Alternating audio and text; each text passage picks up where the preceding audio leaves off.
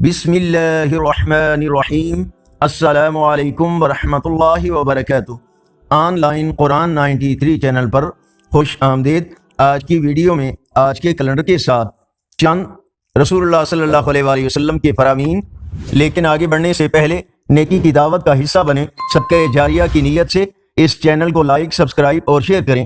Bell icon پر click کر کے آل پر click کریں تاکہ ہر آنے والی ویڈیو آپ تک پہنچ سکے۔ رسول اللہ صلی اللہ علیہ وآلہ وسلم نے فرمایا، جن برتنوں میں کھانے پینے کی چیزیں پڑی ہوں ان کو بھی بسم اللہ پڑھ کر ڈھانپ دیں، حتیٰ کہ اگر پانی کی بالٹی ہو تو اس کے عرض پر بھی کوئی لکڑی بسم اللہ پڑھ کر رکھ دیں۔ رسول اللہ صلی اللہ علیہ وآلہ وسلم نے ارشاد فرمایا، جنت میں آدمی کا درجہ بلند کر دیا جاتا ہے تو وہ کہتا ہے، یہ مجھے کس طرح مل گیا؟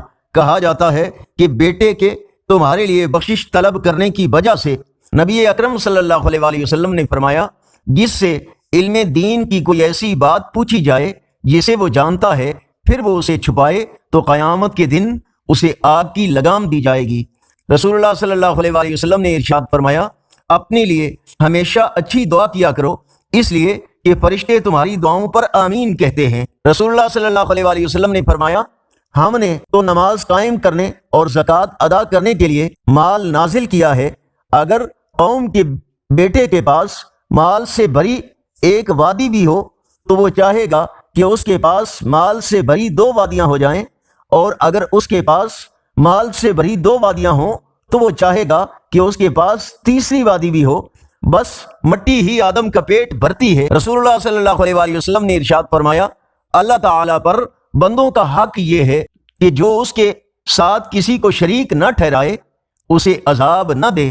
امیر المومنین حضرت علی المرتضیٰ رضی اللہ تعالیٰ عنہ سے روایت ہے کہ رسول اللہ صلی اللہ علیہ وآلہ وسلم نے ارشاد فرمایا، جس نے روزانہ 100 مرتبہ لا الہ الا اللہ الملک الحق المبین پڑھا تو وہ دنیا میں محتاجی سے بچے گا، اسے قبر میں گھبراہٹ نہ ہوگی اور اس کے لیے جنت کے دروازے کھول دیے جائیں گے۔ آج کا کیلنڈر 26 اپریل 2024 بروز جمعۃ المبارک۔ پاکستان، سعودی عرب متحدہ عرب امارات، افغانستان میں 12 شوال المکرم اور انڈیا بنگلہ دیش میں 16 شوال المکرم، اور پنجابی دیسی مہینے بیساکھ کی آج 13 تاریخ ہے۔ یقیناً اللہ اور اس کے رسول صلی اللہ علیہ وآلہ وسلم کے فرامین آپ کی اصلاح، ہدایت اور معلومات میں اضافے کا ذریعہ ہوں گے۔